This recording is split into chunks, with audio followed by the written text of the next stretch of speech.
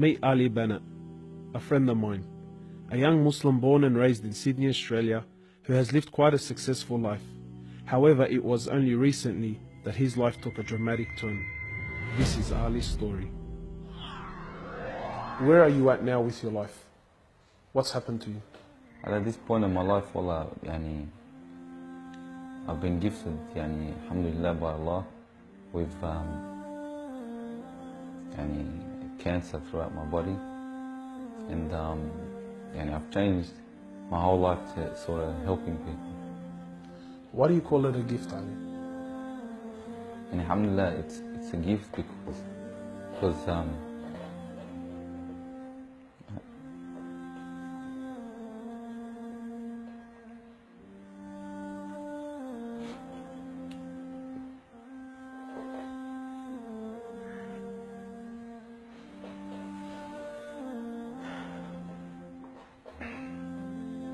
and it's a gift because Allah's given me a chance to change.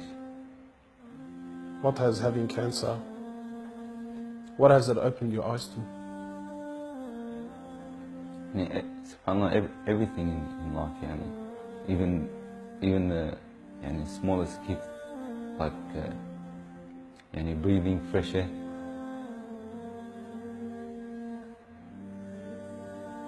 Do you feel like you used to take that for granted before?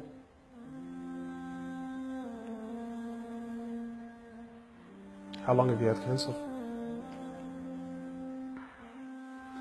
4 months now.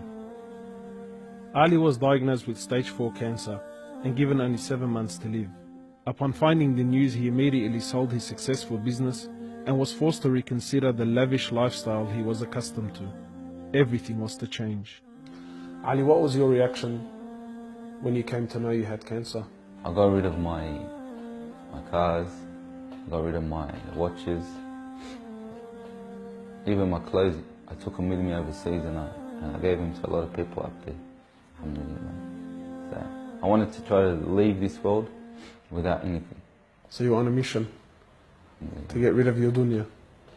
It wasn't until Ali invited us into his room that we truly understood the luxurious lifestyle that he was living and the extent of the sacrifice that he was making. What's all this, Ali? Talk to me, explain this. That's a bracelet, costs about 60,000. $60,000. Yeah. What do you have in these boxes now? They're all my shoes, alhamdulillah. Louis Vuitton?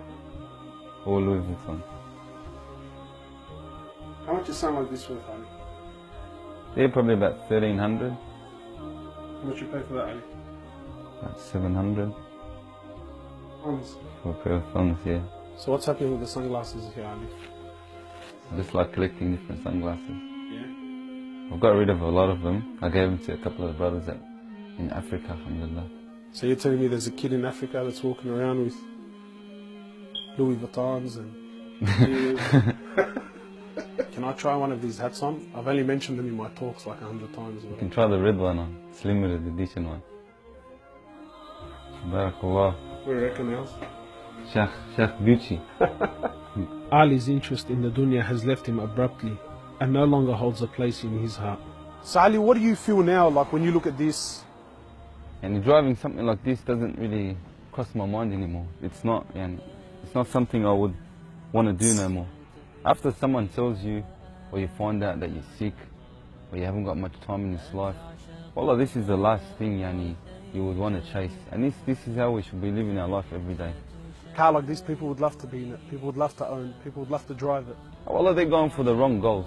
And you realize that when you get sick, when someone tells you you haven't got long to live, you realize all this stuff, it does not benefit us in any way. So what's the value of this in your heart now? This is worth one pair of thongs for a little African child with no thongs. Wallahi, it's worth more than me to see him smile with a pair of thongs than own one of these. Wallah al-Azim. Ali has since dedicated the remainder of his life and wealth to helping those who are far less fortunate than him. After an emotional journey to Africa, Ali has established a charity titled Muslims Around the World Project.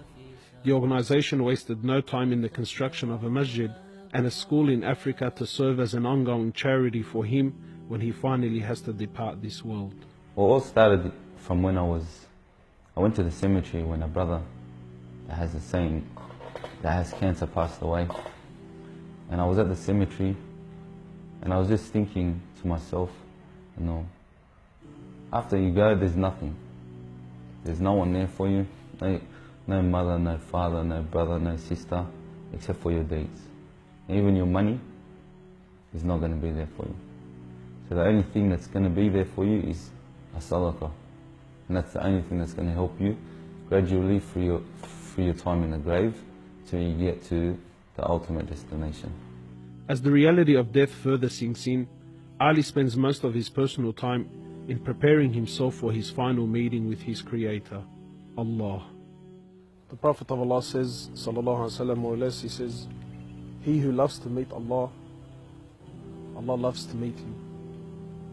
And he who hates to meet Allah, Allah hates to meet him. Are you loving to meet Allah? Because of this cancer, I've been advised by one of the brothers to take a special drug to help me with pain and stuff. And subhanAllah, it's very strong. I took a bit too much and I came into a whole different world within not knowing where I was, and it was very hard for me. And subhanAllah, I actually seen things I've never seen before. And my family were there all standing around me, and I was pointing up and I was saying, Ya Allah, take me. And it was that beautiful what I was seeing, I just wanted to go. And the next day, subhanAllah, I woke up and I was upset that Allah didn't take me.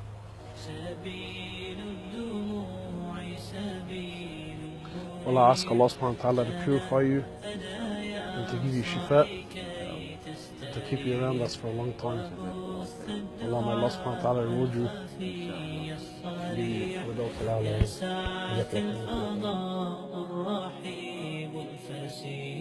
سبيل الدموع سبيل